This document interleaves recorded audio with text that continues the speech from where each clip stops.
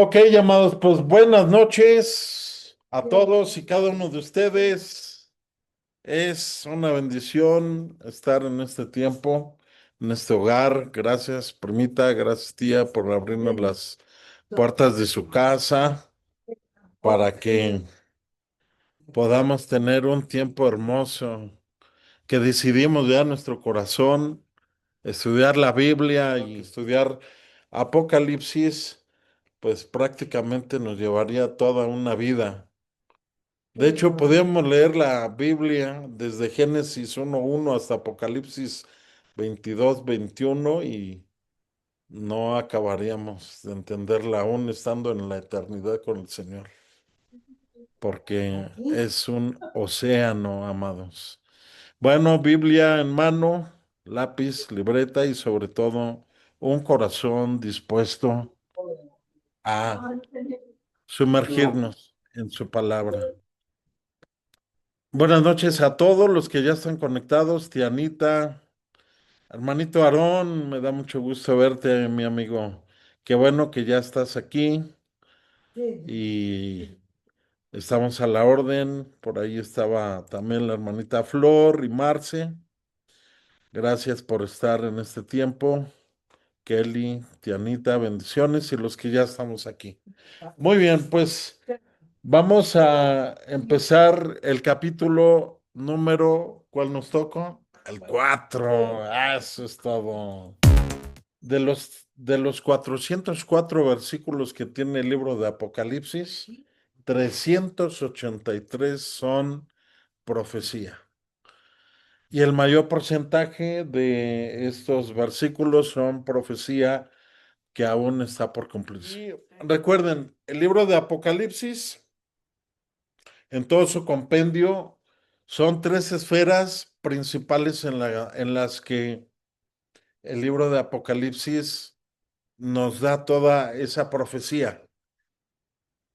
Y viene en Apocalipsis capítulo 1 verso 19 que le dice en la visión, el Espíritu Santo le dice a Juan, escribe las cosas que has visto.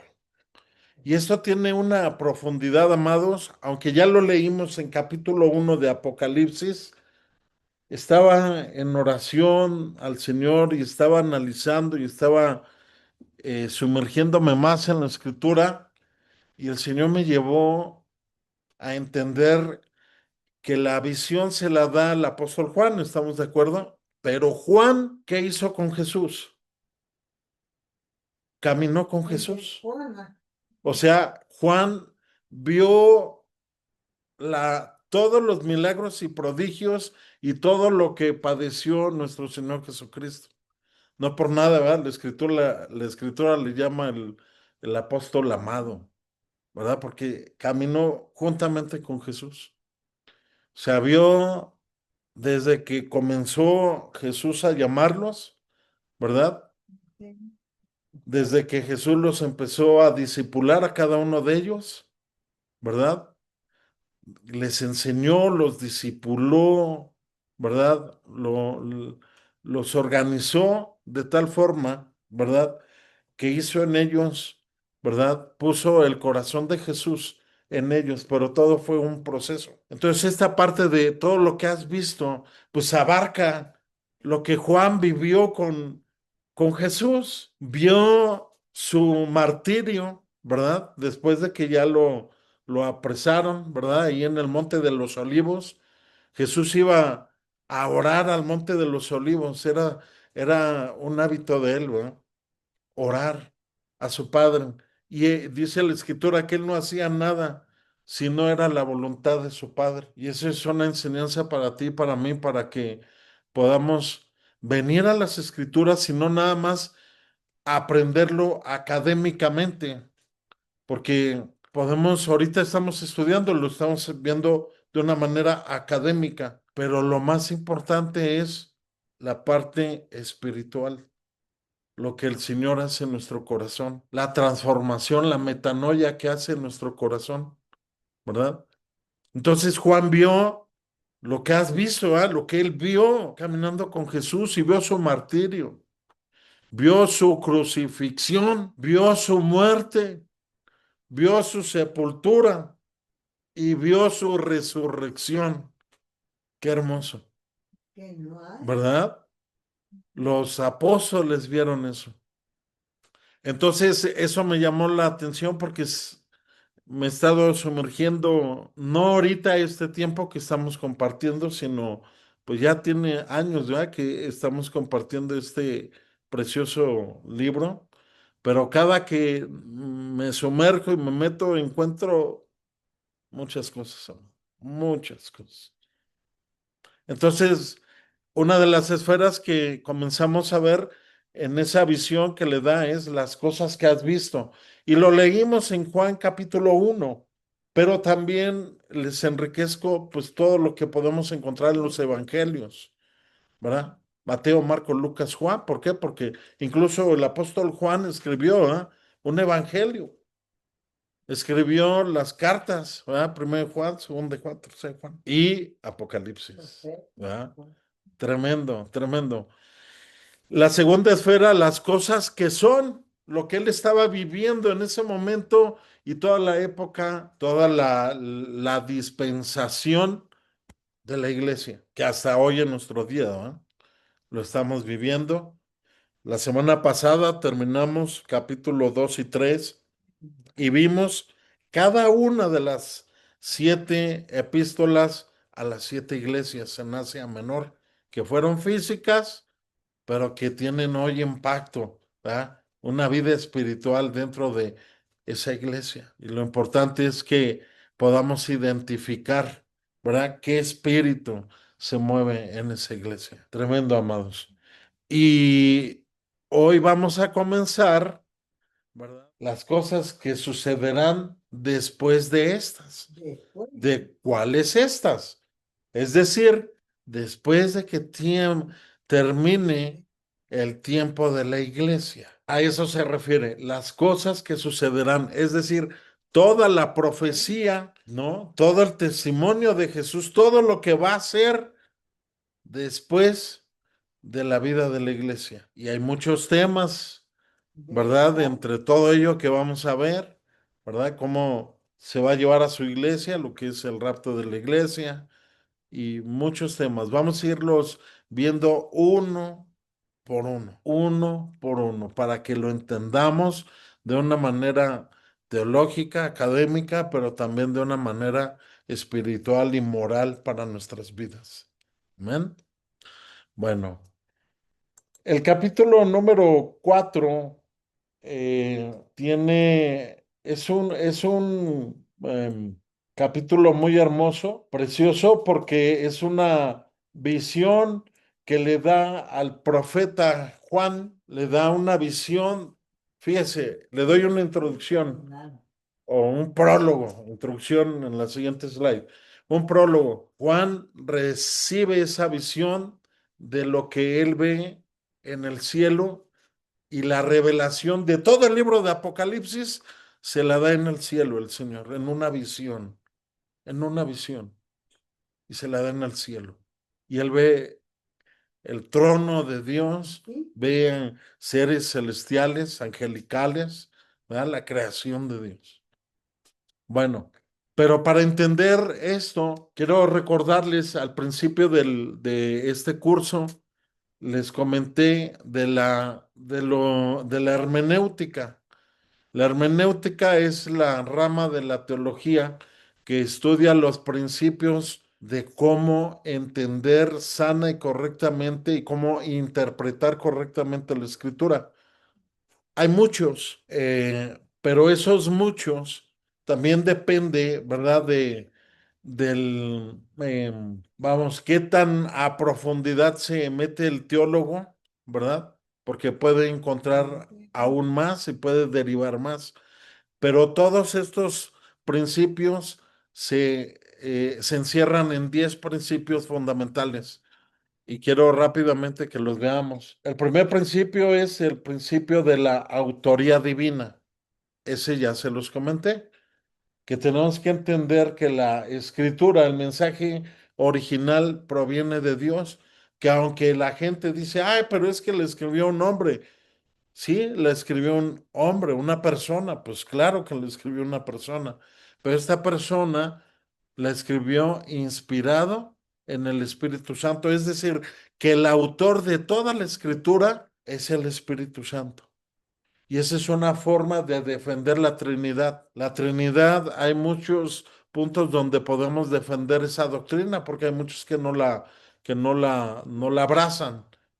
Pero la doctrina de la Trinidad es 100% cristocéntrica. De entrada, pues el Espíritu Santo fue el autor, el consumador de toda la escritura. Y los autores bíblicos, pues simplemente escribieron, ¿verdad? Y esto, nuestro fundamento bíblico es en Segunda Timoteo 3:16 y Segunda de Pedro 1:20 y 21.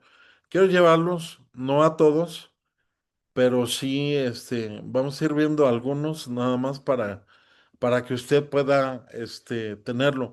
Si alguien me ayuda, de favor a buscar Segunda de Pedro 1:20 y 21 y lo leemos igual ahí en el Zoom. Si alguien quiere participar, adelante, prende su micrófono, participa y cerramos micrófono.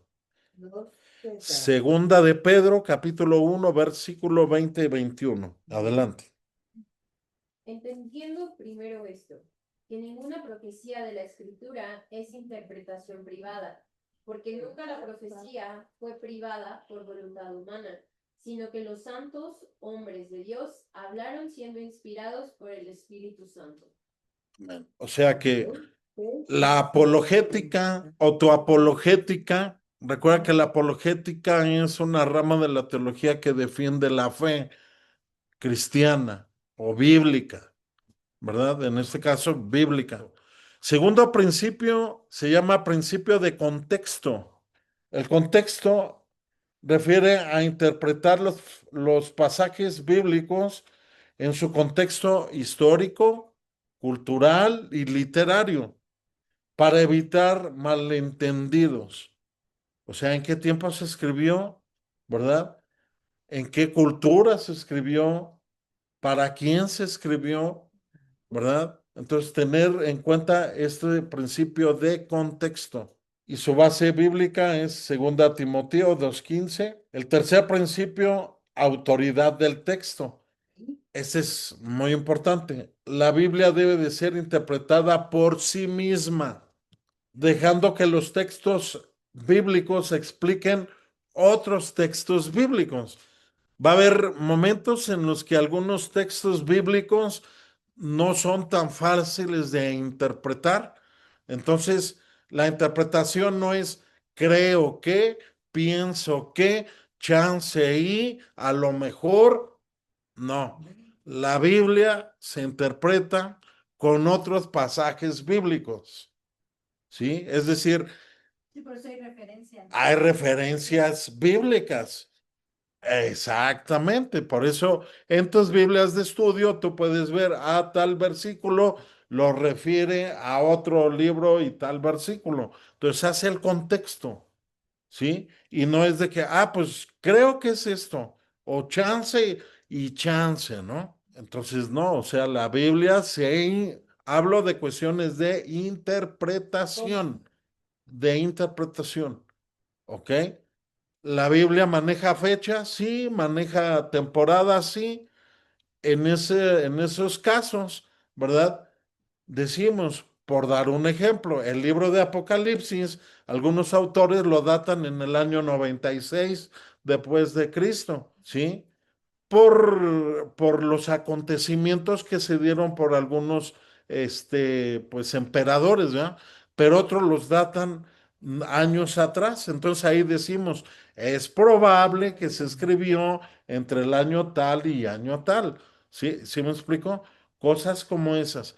Pero la interpretación del versículo nos las da otro versículo u otro contexto bíblico. ¿Ok? El principio de la gramática y la lingüística. ¿Esto qué quiere decir? Que el significado de las palabras y las estructuras gramaticales en su idioma original, o sea, el hebreo para el Antiguo Testamento, el griego para el Nuevo Testamento, arameo, también algunas porciones en el Antiguo Testamento, son esenciales para una correcta interpretación. En nuestro idioma tenemos tiempos verbales. Normalmente conocemos tres: pasado, presente y futuro. Y hay algunas combinaciones de ellos, ¿verdad? En el hebreo y en el griego hay infinidad de tiempos gramaticales, ¿sí? Entonces, es muy importante en el idioma hebreo y en sus originales, hebreo y griego, tomar en cuenta siempre el tiempo gramatical, porque eso nos va a abrir un panorama tremendo. Esa es una riqueza literaria del griego y del hebreo. Digo, no por nada el Señor lo estipuló de esa forma, ¿va? Entonces, es algo muy, muy interesante, amados. En ese sentido, ejemplos los vamos a ir viendo o los hemos estado viendo, ¿va? Conforme vamos avanzando. Principio de historia y cultura. Entender el entorno histórico y cultural para ayudar a aceptar el significado original y la intención del texto. O sea, tenemos, ¿no? Tiempos culturales. Su fundamento bíblico, por ejemplo, el Éxodo, por ejemplo, capítulo 12, versículos 14 al 20 nos habla de la Pascua. Es un ejemplo.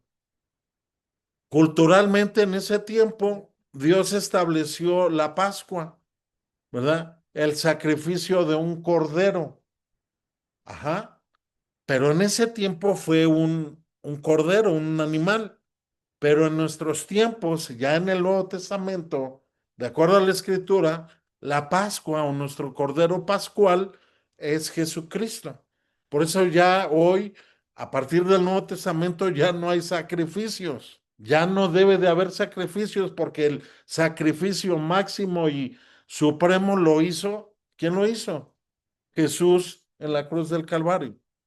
Por eso, hoy en día hay sectas, hay doctrinas antibíblicas que, ¿no? Que todavía, no, vamos a sacrificar, no. Culturalmente, históricamente y gramaticalmente, la Pascua fue un solo sacrificio hecho por Jesús para darnos redención y salvación. ¿Vale? El siguiente principio es de aplicación. Es decir, que la interpretación no es solo para entender lo que les digo, ¿no? De una manera académica y entender y llenarnos de conocimiento y ya, ¿no? Sino también para aplicar la enseñanza bíblica en nuestra vida personal, moral y ética, ¿va? En nuestra vida como personas, que es el fin último de la escritura, transformar nuestras vidas. Pero eso conlleva, ¿verdad? Que quien ha decidido en su corazón estudiar las escrituras, ¿verdad? Y compartir su palabra, puede ser un hombre o mujer que abre su corazón y su objetivo debe ser conocer las escrituras para poderlas compartir. Si no, imagínense, me pongo a hablar sin conocer, pues no, ¿va? Octavo principio, principio de la hermenéutica literal y figurada. Este es bien interesante y lo vamos a ver mucho aquí en Apocalipsis porque la Biblia, el principio es que se debe de interpretar literalmente como lo dice el versículo, tal y como lo dice. Por ejemplo, hay una profecía de un profeta, ¿verdad? Eliseo, que hizo a través del Señor, hizo una hazaña muy sorprendente, ¿no? A la luz de los ojos de la gente, pero el Señor permitió que se llevara a cabo esa hazaña e hizo flotar un pedazo de metal, lo hizo salir a la superficie del agua, por ejemplo. Y la gente se quedó sorprendida, ¿verdad?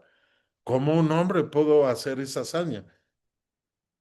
Pues no sabían que lo hizo por el poder del Espíritu Santo. no el hombre, ¿verdad?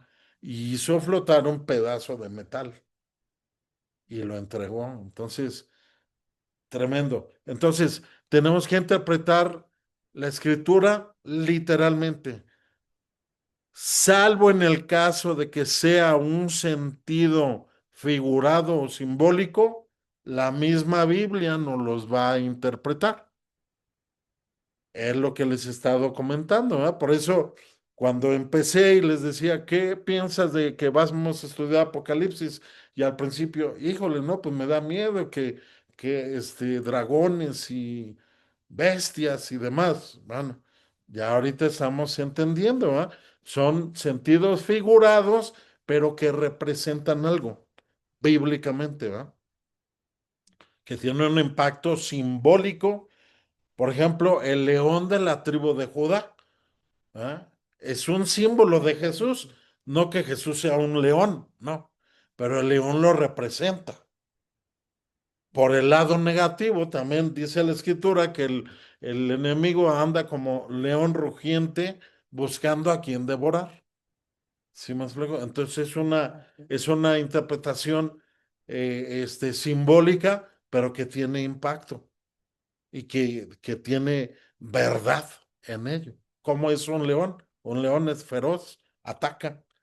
Un león ataca siempre de frente, nunca da la espalda.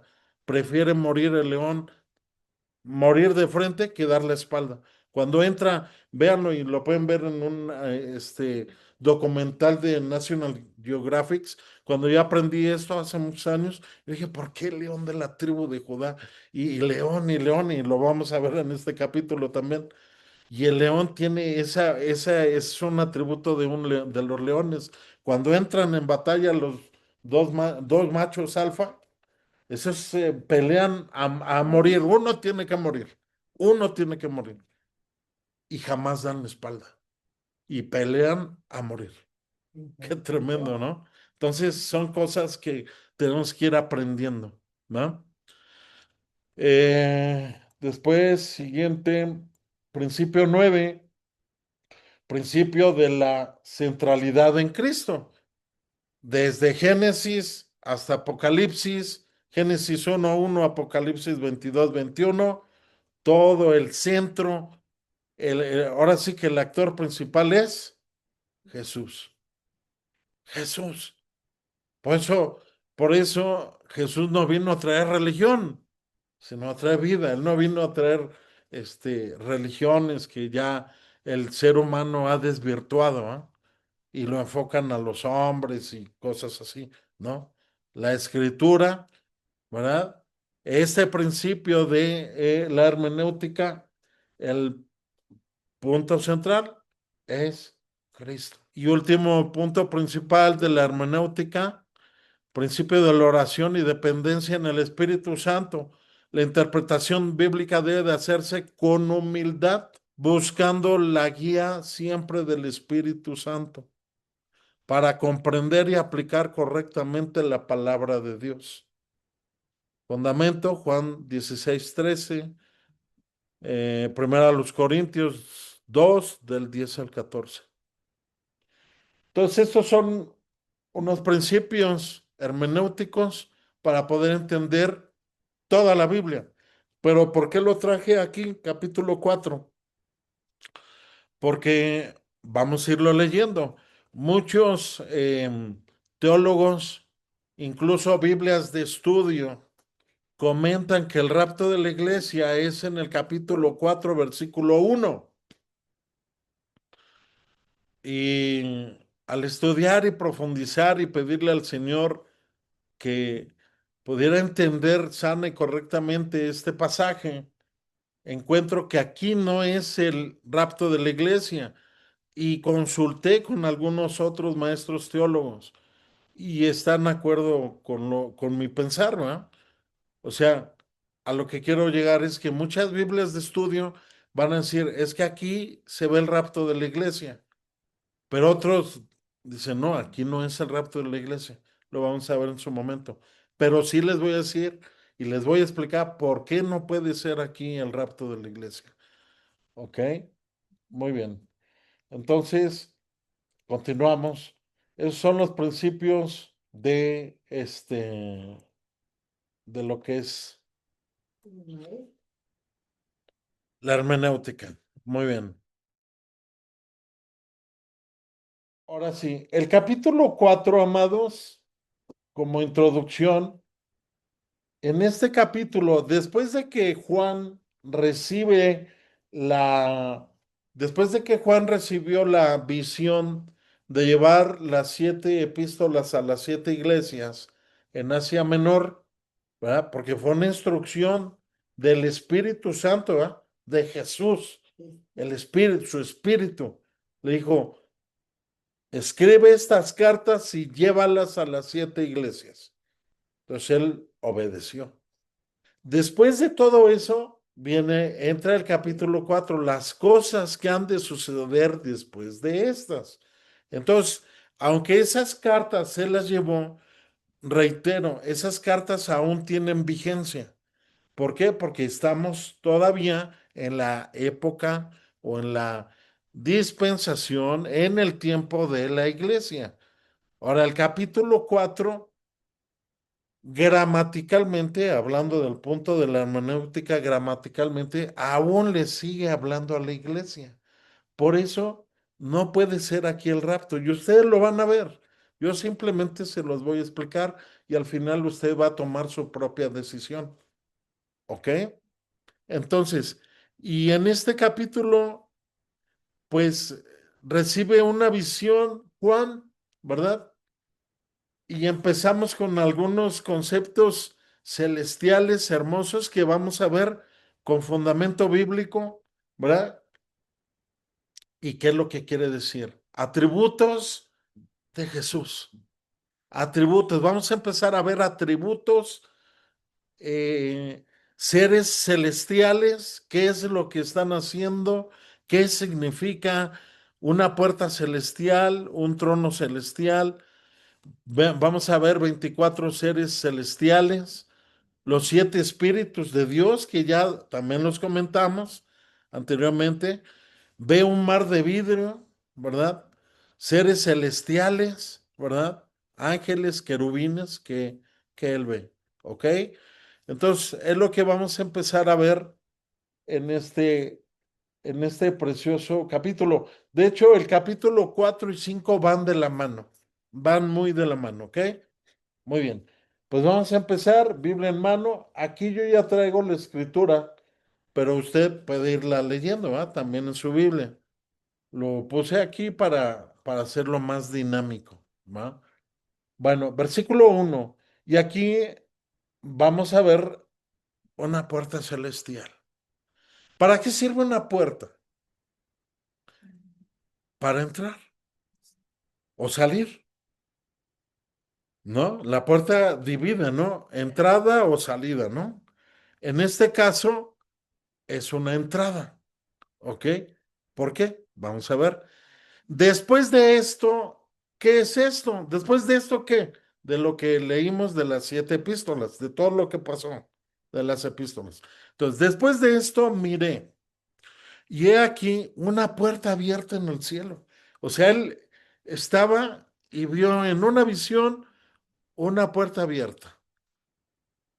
Y la primera voz que oí, o sea, primero vio una puerta, o sea, acuérdense que una de las reglas es que nos imaginemos cómo está sucediendo, ¿no? Dice que Juan, o sea, estaba en visión, él estaba despierto. Ahorita les voy a decir por qué. O sea, él estaba despierto y entró en una especie de éxtasis espiritual, en una comunión, para que me entiendan, de su espíritu de Juan con el Espíritu Santo. Y aquí juega un papel muy importante en todo Apocalipsis, pero en este capítulo esencial porque le está mostrando y le va a mostrar todo ese reino celestial. Dice, después de esto vi y aquí una puerta abierta en el cielo.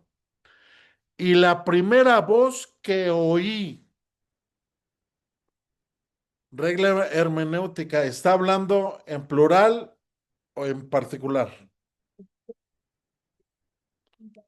en particular, ¿no? Es plural y singular, ¿no? Está hablando en singular. ¿Quién oyó la voz? Juan, exacto. Juan oyó la voz. Oí como de trompeta hablando ¿con quién estaba hablando? Con Juan. O sea, con él, exacto. Y dijo, sube acá. ¿A quién? A Juan. Y sube acá y yo o sea, a ti, te mostraré las cosas que sucederán después de estas, después de lo que viste de las cartas a las 7 iglesias. ¿A quién le está hablando el Espíritu? A Juan. Si tú analizas y te gusta estudiarte y meterte a las escrituras, algunos comentarios comentan que aquí es el rapto, pero yo no estoy de acuerdo. ¿Por qué? Porque únicamente le está hablando a Juan y no le está hablando a una multitud, porque la iglesia es una multitud y lo va a usted ver donde, vamos a verlo, donde realmente cae el rapto de la iglesia y vamos a ver multitudes, ¿ok? Aquí le está hablando a Juan y le está diciendo, sube acá y yo te mostraré toda la visión de Apocalipsis, todo lo que va a suceder. Te lo voy a mostrar. Ay, nanita, ay, nanita. Entonces le va a mostrar, ¿verdad? El Espíritu de Dios le va a mostrar a Juan. Bueno, ya le mostró, porque ya está escrito, ¿verdad? Entonces ya le mostró toda la profecía y le dijo, escríbela, ¿sí o no? Entonces ya la escribió, pero la escribió porque lo subió, el Espíritu lo subió a Juan. Entonces la puerta en el cielo, ¿eh? Él vio es una visión que él vio y entró por esa puerta y oyó una voz como de trompeta. Aquí es interesante porque la voz como trompeta no es precisamente el shofar, es otro artefacto, una trompeta, pero y son bíblicas, o sea, se usaban también en el Antiguo Testamento y era igual para alertar. Y era como las trompetas que conocemos el día de hoy, pero oyó esa voz como la voz de trompeta. Bueno, porque ya empieza uno, ¿verdad? A analizar los tiempos verbales, ¿no? A quién, yo, tú, él, nosotros, ustedes, ellos, a quién le está hablando, cómo le está hablando, ¿no? Eso es muy importante. Qué bueno, gracias, May. Y luego, cosas que sucederán después de estas, o sea, todo lo que sucedió después de lo que vimos de las 7 iglesias. Ahora, y al instante yo estaba en el espíritu y he aquí un, ay, no alcanzo a ver, un trono, perdón, sí, un trono establecido en el cielo y en el trono uno sentado. Wow. Yo estaba en el espíritu. O sea que Juan pregunta, ¿alguien ha tenido alguna experiencia espiritual en el Señor de esta magnitud? Pues prepárese porque mientras más abra su corazón, lo va a tener. Va a ser algo sobrenatural. Yo le he platicado cuando fui sanado de mi tumor. Entonces ahora entiendo con este vocabulario que estaba en el espíritu. O sea que el Señor me permitió, por su amor y su misericordia de Él me permitió poder tener esa comunión con Él. Y cuando yo le dije, Señor, si tú me sanas, yo te entrego mi vida. Entonces hubo ahí un contacto espiritual y yo lo sentí en mi cuerpo, pues. Y vi esa visión, vi la mano, cómo me sanó, me quitó mi tumor. Quiero pensar que algo similar pasó con el apóstol Juan. Y hago el comentario, amados, con toda humildad y no en otro sentido, pero para darlo a entender, usted puede haber estado a lo mejor no lo ha percibido, pero con esta explicación puede usted entender cuando a lo mejor ya la tuvo, ¿no? Y es una comunión con Dios muy íntima. Entonces dice, estaba yo en el Espíritu y he aquí un trono establecido en el cielo, o sea que en esa visión, en el Espíritu, vio un trono. Y en el trono uno sentado. O sea, vio a alguien que estaba sentado en ese trono. Estaba en el espíritu del griego 41 que dice que significa espíritu. Juan estaba en una especie de éxtasis en el espíritu, una especie de comunión muy íntima, ¿verdad? El espíritu de Juan con el Espíritu Santo, ¿verdad? Con el Señor. Trono celestial, Juan ve un trono celestial así como lo describe Daniel. Daniel también vio en una visión, vio en un trono. Vea Daniel 7:9. Vamos a leerlo. Por eso me encanta estudiar Apocalipsis porque nos lleva a estudiar el Antiguo Testamento, ¿va? Y de la mano Daniel. En su momento vamos a estudiar Daniel también. Pero Daniel 7:9 dice, adelante fuerte para que se escuche. Estuve mirando hasta que fueron puestos tronos, y se sentó un anciano de días, cuyo vestido era blanco como la nieve, y el pelo de su cabeza como lana limpia. Su trono llama de fuego, y las ruedas del mismo fuego ardiente. Wow. O sea que lo que vio Juan, también lo vio Daniel. Daniel se escribió aproximadamente en el año 550 antes de Cristo. Y Apocalipsis, Juan lo escribió en el 96 después de Cristo. Estamos hablando que 600 años atrás, eso que había visto Daniel, lo vio Juan. Y también lo vio Ezequiel. Vea Ezequiel capítulo 1 verso 26. Ezequiel 1:26. Todo el capítulo 1 de Ezequiel describe todo lo que vio, la profecía de Ezequiel. Tremendo. Adelante. Y sobre la expansión que había sobre sus cabezas se veía la figura de un trono que parecía de piedra de zafiro, y sobre la figura del trono había una semejanza que parecía de hombre sentado sobre él. Wow. Entonces aquí es donde podemos comparar, imagínense, o sea, diferentes hombres, tiempos diferentes, por cientos de años diferentes y ven lo mismo. Entonces podemos concluir que esta profecía es verdadera.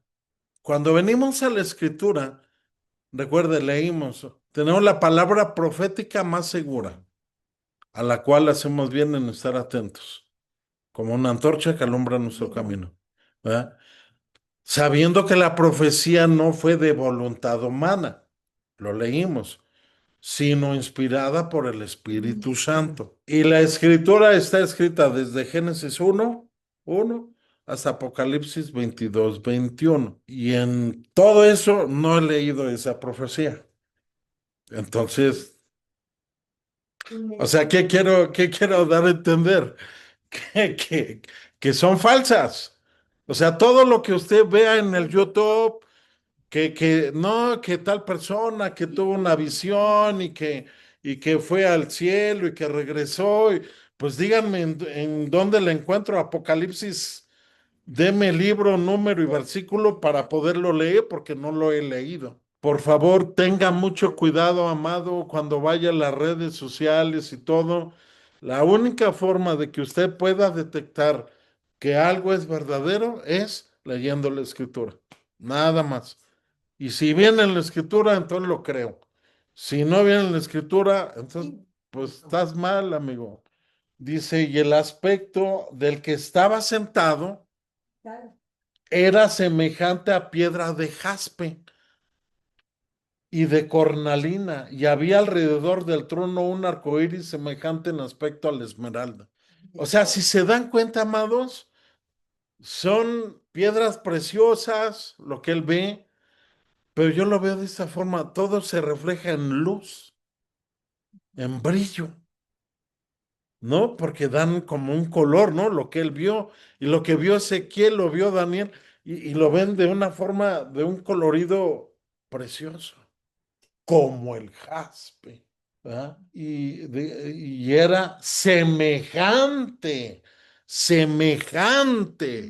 a piedra de jaspe y semejante de cornalina. Y había alrededor del trono un arco iris.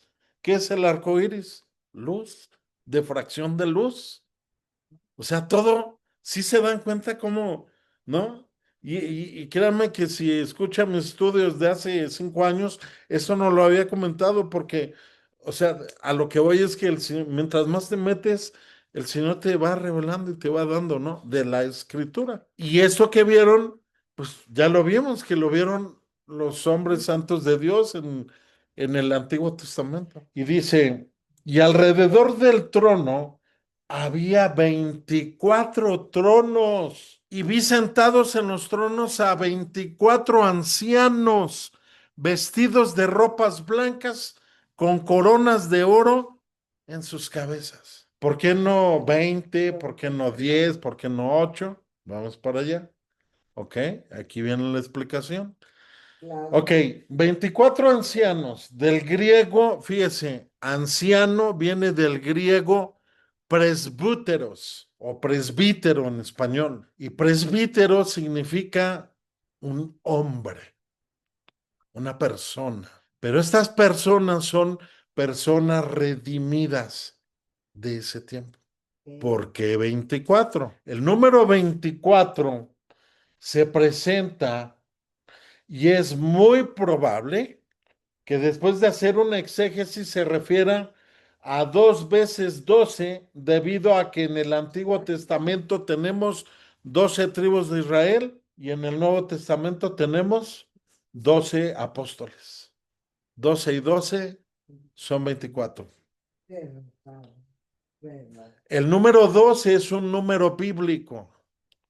Lo vamos a ver con el sellado de los 144,000, que es un múltiplo de 12. Leo nuevamente. Y alrededor del trono, o sea, del trono que había visto donde estaba uno sentado, dice, y a su alrededor, es decir, quiero pensar que estaban así como en círculo, porque es alrededor, alrededor viene de rueda, ¿no? Entonces, quiero pensar que estaban en forma de círculo, 24 tronos más. Y en esos tronos vi sentados en los tronos a 24 ancianos que estaban sentados. Ajá, y vi sentados en los tronos a 24 ancianos, vestidos de ropas blancas con coronas de oro en sus cabezas. O sea, 24 por las 12 tribus de Israel y 12 tribus de Israel y 12 tribus, 12 apóstoles. Porque la palabra presbítero refiere a personas redimidas, o sea, salvadas, o sea que fueron salvadas. Ahora, ¿dónde lo podemos encontrar? Hechos capítulo 14, 23. Y constituyeron ancianos en cada iglesia. Y habiendo orado con ayunos, los encomendaron al Señor en quien habían creído. ¿Ok? Entonces, los apóstoles pusieron pastores en las iglesias fundadas y esos pastores es igual a anciano. Entonces, la palabra anciano refiere a hombres, personas. O sea, esos 24 ancianos que vio eran personas redimidas. Vamos a descubrir. Entonces, ya vimos que ancianos son hombres, ¿ok? Ahora, Apocalipsis 2:10. No temas en nada lo que vas a padecer. He aquí el diablo echará a algunos de vosotros en la cárcel para que seáis probados y tendréis tribulación por 10 días. Sé fiel hasta la muerte y yo te daré la corona de la vida. Madre cara. Tenían coronas los ancianos. Y le habla a la iglesia y a ti y a mí. No, bueno, vamos a dejar que la Biblia hable, pero tenían coronas. Apocalipsis 3:21. Al que venciere, le daré que se siente conmigo en mi trono, así como yo he vencido y me he sentado en el trono con mi Padre en su trono. Amén. Hoy y yo vamos a estar sentados juntamente con Cristo. Todos los creyentes amados. Todos los creyentes están ahorita alrededor del Padre sentados. Y cuando Él venga a instalar su reino, vamos a gobernar juntamente con Él. Qué AMLO ni qué hambre, que nada, nada, nada. Usted y yo, si usted lo cree, vamos a reinar juntamente con Él. Ahí lo dice, amado. No, a ver, que se oiga fuerte. Al que venciere, le daré que se siente conmigo en mi trono, así como yo he vencido y me he sentado con mi Padre en su trono.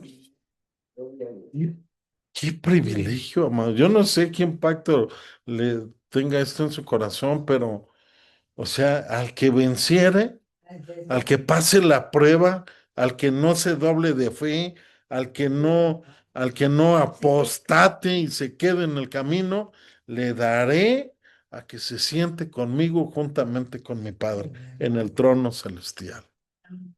Yo quiero eso. Yo quiero eso, amados.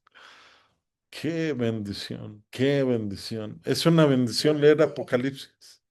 Sí, ¿no? Dice, les digo la verdad, en la renovación, cuando el Hijo del Hombre se siente en su trono esplendoroso, entonces ustedes que me han seguido, o sea, habla de los apóstoles, ¿no? Que me han seguido, también se sentarán en 12 tronos para juzgar a las 12 tribus de Israel. O sea, que Ahí están los dos. Los 12 apóstoles, es Mateo 19:28, ¿no? 19, 28. Sí, ahí está. Ahí Es están. correcto. 24. Ahí están. Ahí se refiere. Esos son. 12 apóstoles. Por eso, aquí lo tengo. O sea, me faltaba darles ese, pero te felicito porque ya lo. Sí. No entiendo. Sí. Dice, para juzgar Sí. a las 12 tribus de Israel. O sea, ¿cómo? Juntamente con Él en su reino milenial y eternamente y para siempre.